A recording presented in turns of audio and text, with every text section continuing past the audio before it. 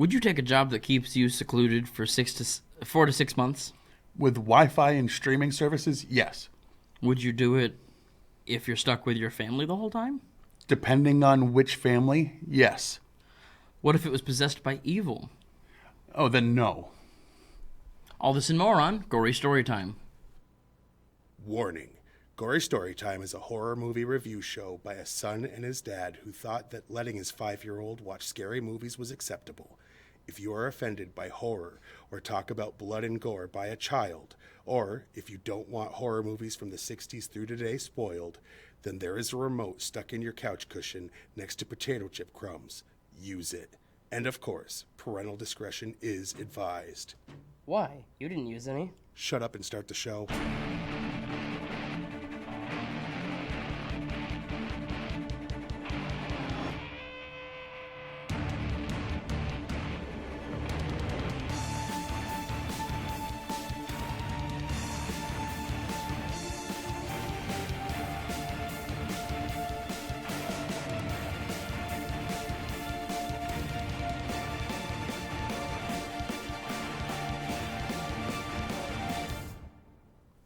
Welcome to Gory Story Time. I'm your host, Jason.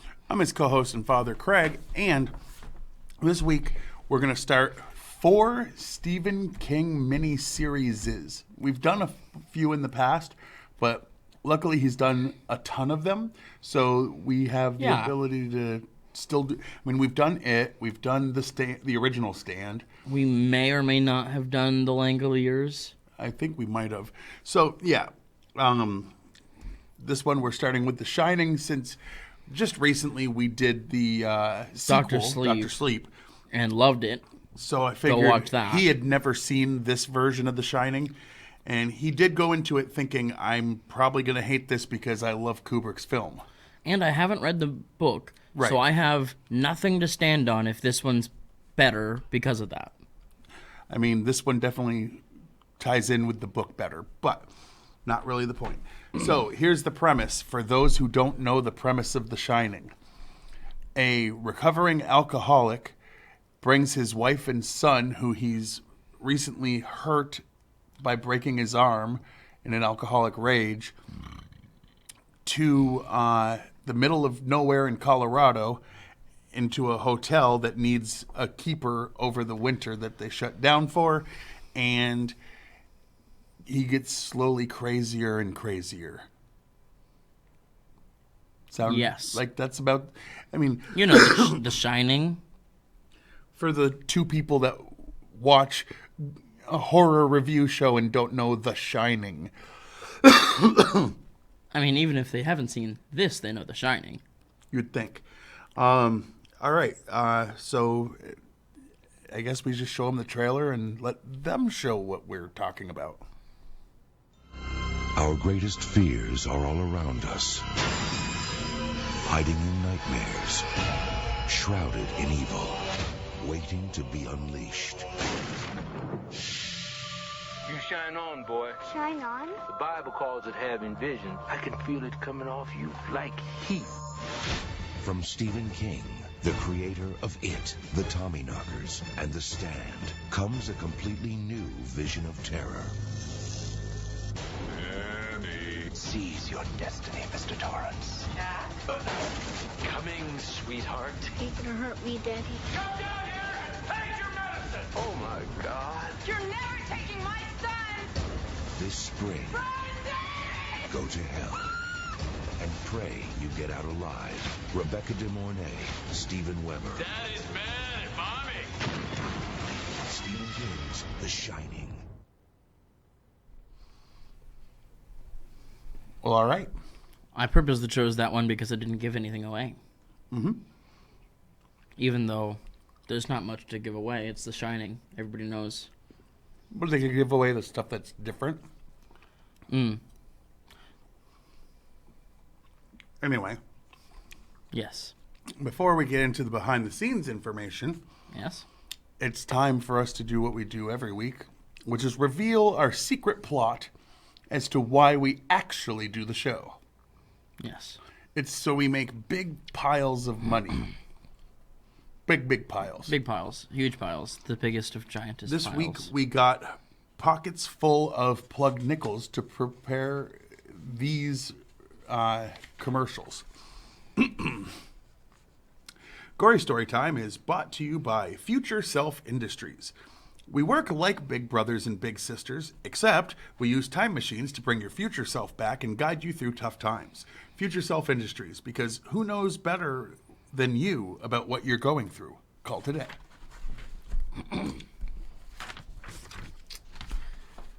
And by Master Debaters, the show where two people discuss a topic and try to decide things like, is a hot dog a sandwich? Star Trek versus Next Generation, or original movies versus remakes. Master Debaters also has revolving guest debaters, so if you have a good enough grip on a topic and can come hard with facts, you could get a chance to become a master debater yourself. Just remember not to flog yourself if you lose. Master Debaters coming soon. I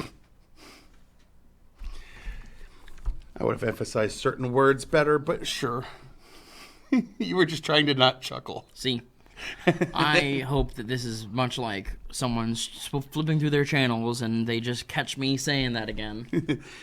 That happened with one of the commercials one time. Tits. Out of context, it sounds like you're just swearing. Yeah. Anyway, is there anything else you want to talk about this movie prior?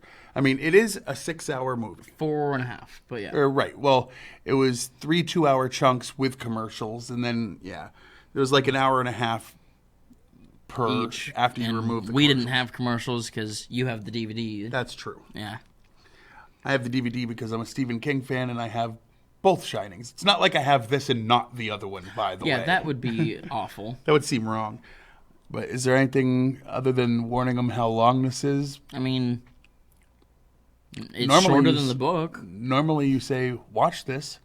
Yeah, I would say watch this, but I don't think it's available anywhere. You'd have to go purchase it.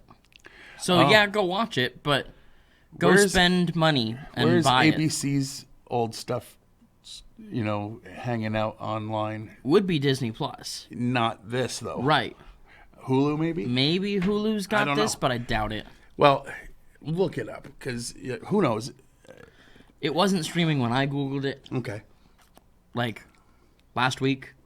Do you want to go first, or do you want me to? I will.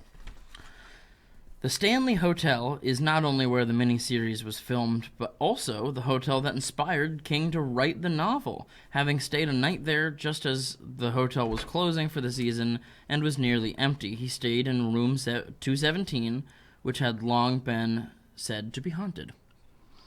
So that gives away a Wait couple a second. things. This is the meat and beef. Oh, yeah, we didn't say that part? What the heck? Sorry. Let's get Let's into get into the meat and beef of the show. Yeah. Okay. Or as I like to call it, the meat and beef of the show. All right. You done now? Yes. You feel better? Yeah. Okay, your turn.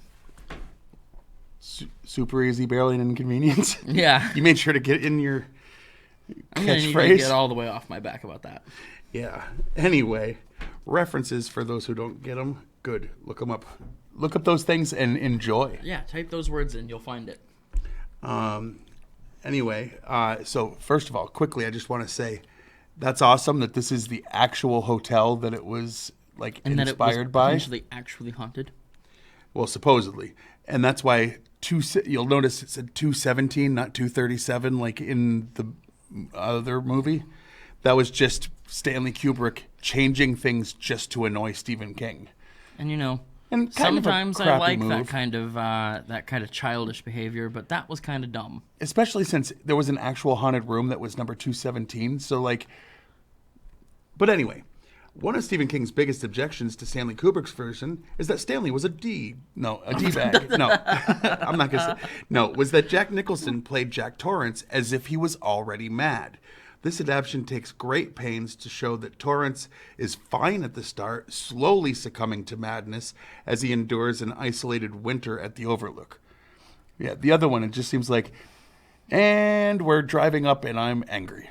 I mean, he's angry. He has to take his kid and wife. Why would he do It caused that? me to do really bad Jack Nicholson impressions earlier. It did. So I'm mad too. You had to hear him. Jack fights with They weren't alcoholism. good. was inspired by Stephen King's own struggle with it when he wrote the book. This miniseries came about largely because of Stephen King's dissatisfaction with the original film. ABC allowed him to do it on the condition he didn't badmouth the film version. And that was a condition for The sequel when they were filming the movie version. It's like, you want to use Stanley's stuff, then you're going to need to, yeah. But that wasn't so much King. Your turn. The role of Jack Torrance was originally offered to Tim Daly. He was unavailable and suggested they offer his part to his Wings co-star, Steven Weber. Steven Weber. Daly eventually worked with Stephen King in the miniseries Storm of the Century. Which may or may not be one of the 4 coming up. Yeah. It will. It probably, yeah. I mean, it's one that I own, so I don't have to go out of my way to find it. It's not that far away. Let's see. The miniseries brings back the animate hedge animals from the novel. These were replaced by a nonsense maze that was ridiculous and shouldn't have been in the first movie because it had nothing to do with the book. Oh, sorry, that's my own. Because Kubrick felt the effects were not up to it, which is true. In 1980, you see the effects. In 1997. But that was TV budget. They could have done better if had it they had a bigger put money budget. into it? Yeah. Well, they put $30,000 into one scene that wasn't even They that. could have just put into the other thing instead. Yeah, well, anyway. The first shot of the Torrances talking about the Donner Party while driving is virtually identical to the same shot in The Shining. According to the commentary, Stephen King was the 3rd unit director. He did all of the still photographs that are seen in the scrapbook in the basement. That's cool. One of the reasons King wanted to tell The Shining as a miniseries was so he could push the violence envelope far more than the film had. There was more violence in this. They had one scene of his arm, the kid's arm being broke, and then him chasing his wife at the end, and that was the only violence in that movie. This had it throughout. No, it just did. You could say, oh, but it legitimately did. When Jack hears his father on the CB radio, the voice belongs to actor Miguel Ferrer. Ferrer was in the film adaptation of the short story The Night Flyer and the TV miniseries version of The Stand, which was also directed by Mick Garris. The Stanley Hotel is not nearly as isolated as the Overlook is meant to be. Shooting outside required specific camera angles, or else audiences could clearly see the surrounding town of something Park, Colorado. Estes, yeah. Director Mark Garris's wife, Cynthia, plays the decomposing guest in room 217. That's nice. Danny being menaced by a snake-like fire hose outside room 217 is in the novel too, but was omitted from the film. The CG cost of the two scenes was $30,000 according to the EW.com. Now, they could have very well used strings and made the animals look better. They could have done it more practically and it would have looked better, yeah. Wendy's line to Jack, "You can take your job and stick it," was cut down from "You could take your job and stick it up your ass" by standards and practices at ABC. Yeah, sounds about right. Yeah. The Stanley Hotel was adorned with topiary animals for this film, just like in Stephen King's original novel. Years later, however, a hedge maze was added, just like in Kubrick's film. So they already had topiary animals for real, and then they added the maze. So if you're a fan of either version, you can go to the real place, and they've got both. And I bet they've got a 237 as well. I mean, sure, but 217 is the haunted one. Yeah, so don't visit that one if you don't want to be haunted. The scene between Jack and Wendy in the hotel lobby, not the Hobby Lobby, that's a different thing. Yeah, that's not the same place. No. Goes on for over 10 minutes, something unheard of in a miniseries. Lengthy scenes like that are very expensive for a television format, which is why all the other scenes are much, much shorter. Some of the wasps had to be done with CG, like when Jack finds the nest on the roof. Which makes sense. The Stanley Hotel is built in a snow shadow where there is little snow, which is why they built a summer resort hotel there. There was very little snow during the 96 film shoot, except for one heavy snow that blanketed things late in the shoot. Author Peter Straub says The Shining is obviously a masterpiece, probably the best supernatural novel in 100 years. Which he does a lot more supernatural stuff. He's the one that wrote The Talisman with Stephen Steve. King. Yeah. Yeah. And director Mark Garrison initially offered the part of Jack Torrance to Gary Sinise, but he turned it down, feeling that the audience would never accept anyone but Jack Nicholson in that role. Which is a lot of people's big complaints about this one is Jack Nicholson killed it, except not if you read the book and know how he's supposed to behave. I'm going to Jack continue Nicholson, to not Jack read Nicholson, the book. Right, but Jack Nicholson played Jack Nicholson, which he's great at. Yeah. He's done it every time I've watched him in a But thing. every time he does it, people are like, oh, he's so great. It's like, no, he wasn't a great Joker. He was a painted Jack Nicholson. Which was great. He wasn't a great Jack Torrance. He was Jack Nicholson. Which was great. Sure, but he wasn't the character he was playing in any of those cases. Anyway, Well, if he did a good job. like he likes to say, Rotten Tomatoes is a thing. And we usually like to say that don't blame Rotten Tomatoes. But in this case, they're just dumb. According to this, I'll explain, because I do every week. They take all the critics' scores, positive and negative, and tell you a percentage. They take all the people's scores, give you a percentage of positive reviews. Yeah. There is no critic score this There week. is none. And 5 people, according to the website, have reviewed it. All reviewed it positively, so that would be 100%, correct? If you know It math. would be correct. Except they claim that 5 positive reviews, being the total amount, is 69%. Because somebody decided they didn't like this version, and they were like, I can't give this 100%. Because it's not a 100% movie. But it is reviewed that way if you look at their website.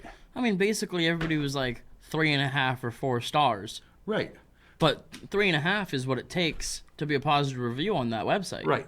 And it does have 100% positive reviews, not 69% as it Weirdly lies. set. Like, All right. look it up yourself and click on the reviews section, and you'll Now- see that it's not there. Which one should we do first? Because you seem embattled with how you feel about this. Yeah, I don't know. Overall, would you say you... well, usually if you like it, we go with the worst thing first. And if you don't like it, we go with the best thing first. I'm But kind of like, you're like right on the fence with this movie. mainly because of your love for the other movie, which is really unfair. It is. And I accepted that. Doesn't mean I'm stopping. Which is why when we rate these movies, we're not rating them like normal no. horror movies. We're rating them for made-for-TV miniseries. Oh, yeah. We have to, because that will help us adjust for language that wasn't allowed, blood that wasn't allowed, etc. Like, it's not the fault of anything but the medium. But anyway, just go with the least favorite, I guess. All right. Well, that's really easy for me, which is the entire movie. Dude! I'm watching, like, every time Wait a he's minute. mad. Every time he's mad and he's walking through the halls and he's screaming, he's carrying around a croquet mallet. Yep. Now, I don't know about you, but I'm way less intimidated by this skinny little alcoholic guy running around with a mallet than I am an axe. But that's what was in the book. Ah, well, then the book made him kind of a wimp. No, it didn't have a wood stove. He didn't need an axe. Croquet was a big part of that experience going okay. to that hotel. So why would it? It wouldn't make sense that he would just have an axe. Well, he's a wimp. Right. I'll tell you what. I'll beat you to death with one, and you tell me if you die any less. All right, I'll use an axe. You use a croquet mallet. Let's see who wins. That's not how it works. It's either way. You have nothing. I have a weapon. Well, See the difference? Anyway, my least favorite thing, boy, I'm going to say was the pacing in certain parts. They I mean, did, like the fact that they did a 10-minute scene in just one I spot. mean, they did do pretty well considering it was 4.5 hours. They did pretty well with keeping it paced, and like no episode was boring. Right. At no point did I say, all right, I've watched an hour and a half of this. I don't need more. Right. So it wasn't like you didn't enjoy it. It was just they might have been able to do it in 2. Yeah. You know what I mean? And do just as well. Yeah. And it's just little stuff here and there. That they just expanded. Yeah. But I don't really. But they used it as much as they could to like increase the like tension. Yeah, which whatever, yeah. I loved in Alien. You Yeah. know, we were just talking about that out there with Eamon. So anyway, all right. What was your favorite scene? Probably one of the like worst looking scenes, but most fun scenes was at the end of what was disc 2, but episode 2, whatever. Had the animals all very horribly looking, crawling towards Danny, and that it worked for me. I mean, I looked at it as this is ABC's TV budget. They had earlier done a similar thing where it was getting closer to Jack, and it looked awful. Well, no, you liked what they did because they didn't try to CG it. They just would just cut to it's a little closer, and it's a little closer, and it's a little closer. Yeah, well, I liked it better when they tried with the bad CG than when they just, like, kept shooting back and forth. All right. My favorite scene, boy, honestly, I think, like when he smashed the radio. Yeah. And he was under the power of the place. Yeah. And when he came back, he legitimately didn't remember it was him and blamed his son. He was like, hey, this wasn't broken when I was last in this room. Right. And what I like about that is it really, really felt like... Like, he believed that it wasn't him, even though we watched him do it. Right. Exactly. So that would be my favorite, just because as much as it was a bummer for the kid to get blamed... Yeah. On a scale of 1 to 10, not based against the other movie, just based against the restrictions of a miniseries, the fact that it... Rewatchability, things like these that I'm going to have to take into account. I enjoyed this. I did. Mm-hmm. While watching it, I was holding against it that it's not Jack Nicholson, and it's not Olive Oil, and it's not Stanley Kubrick. And that's not fair. And it's not. And I fully accept that. Yeah. And taking that away, it's still not as good to me. And I'm going to give this a 6. All right. I, as someone who read the book and was very confused as a young child watching the original Shining, which I love. But the first time I watched it, I was like, but this doesn't have anything, like so many things had nothing to do with the book I had just read.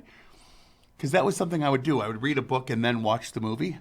Wow. And I had freshly read it, and I was sitting there going, what is any of this crap? I learned my lesson the one time I read the book before watching a movie. The one time you read a book? Yeah.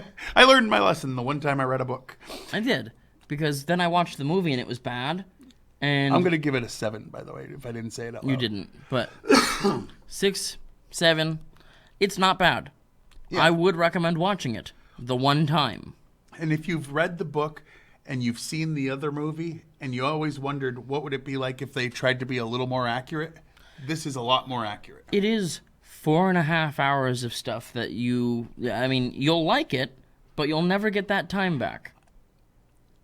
Another really good scene, I know I didn't say it as my favorite, was the hornet's nest. The hornet's nest was great. It was disturbing. Like, that actually shocked me. And you were, like, not liking what was happening. Like, it gave you that I have a visceral slight thing that fear of like. Bees because I think I might be allergic. You're not. You've been stung. I don't know that. I don't remember. You haven't died. So, anyway. All right.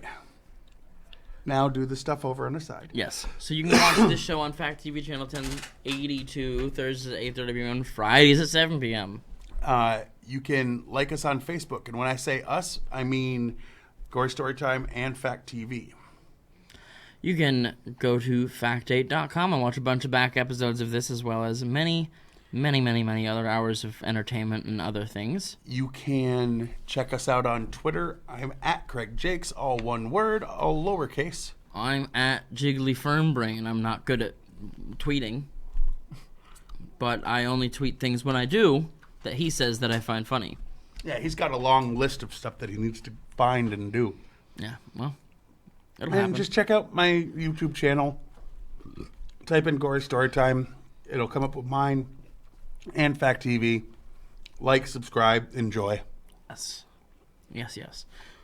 And until next week, with a yet to be determined miniseries of Stephen King's, I have been your host, Jason. I'm his co-host and father, Craig. And sweet dreams.